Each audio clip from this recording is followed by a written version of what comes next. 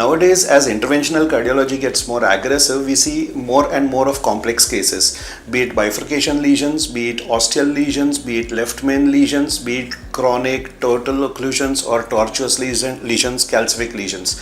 So on an average, I deal with close to 15 or 20 bifurcations every month, of which most of them, almost 70%, are treated by a provisional strategy and 25 to 30% are treated by a dedicated bifurcation strategy.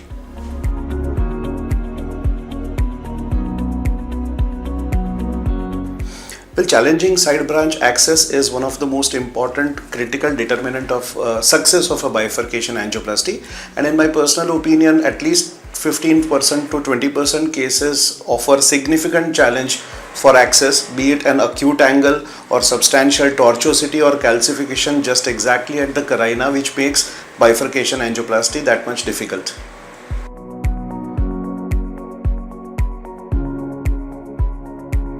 For side branch protection, I typically keep a wire in the side branch so that the access remains open. Having a wire in place makes my access to the side branch easier in case if I need to recross through the main vessel stent. Sometimes I might need to put a balloon also. Sometimes if it is too difficult, I might even preemptively dilate a side branch ostium if I feel it is necessary, and sometimes even doing a proximal optimization of the main vessel stent can help access to the side branch easier.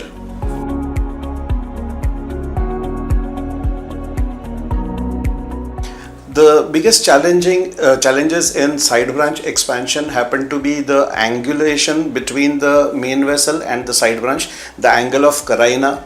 If there is substantial calcification at the side branch ostium, that offers another substantial challenge, and the takeoff of the side branch, whether it is acute, obtuse or perpendicular. So these are the different, sometimes it also happens to have a Shepherd Crookes origin, so that offers even more challenge, and in such cases we sometimes use an angulated microcatheter for gaining access to the side branch ostium.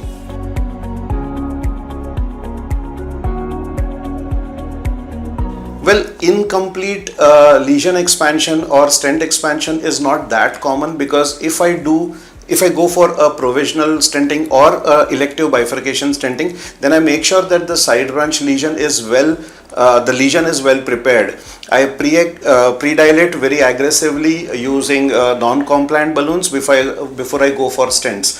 So I make sure that the lesion bed is well prepared, any substantial residual fibrosis or lesion is aggressively treated, and only then I put the stent. Stent is not primarily used for lesion expansion, it is only used to deploy the stent in place.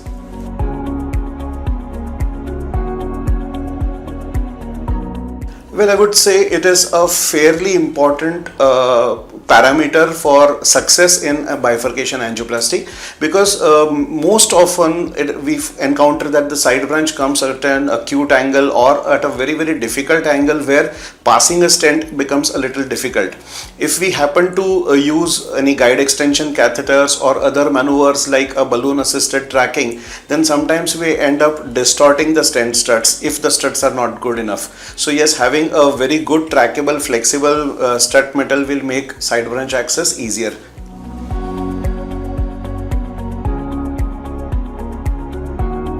For good side branch expansion or in bifurcation angioplasty in general, I would choose any stent which has an open cell design. So open cell design makes the stents are also very well trackable. Secondly, recrossing through one layer or two layers of struts is that much easier. So I would prefer to choose stents which have an open cell design over a closed cell design.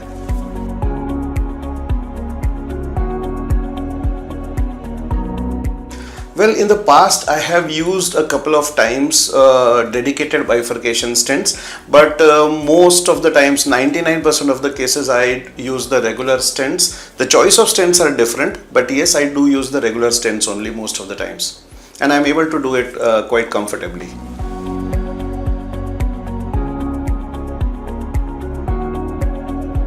It is very important that important determinants of success of a bifurcation angioplasty are: on table you have to have good carina coverage, there should not be any ostial miss, the overlap of the side branch stent struts in the main vessel should be minimum, The neocarina should be very well developed. There should be complete adequate coverage of all the lesions. Proper optimal optimization is very, very important. There should be, of course, TIMI3 flow without any residual lesions or any substantial dissections. And in the long term, the patient's MACE risk happens to be the most important clinical determinant for any bifurcation angioplasty.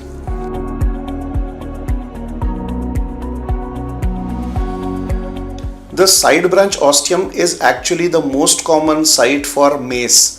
The most common site for restenosis in a bifurcation angioplasty, whether it is left main or non-left main bifurcations, is usually almost always the side branch ostium. So how adequately it is prepared, how adequately it is treated and stented is a very important determinant of success, both short term as well as long term.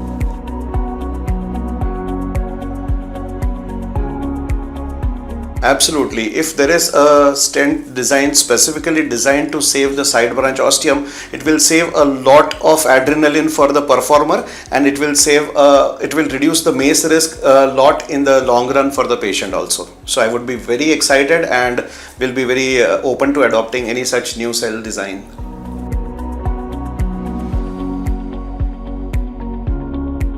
If there is any prospective randomized control trial comparing conventional stents and a dedicated bifurcation stents, and that data shows a better MACE risk, I would be very happy to adopt such a stent design for my bifurcation cases.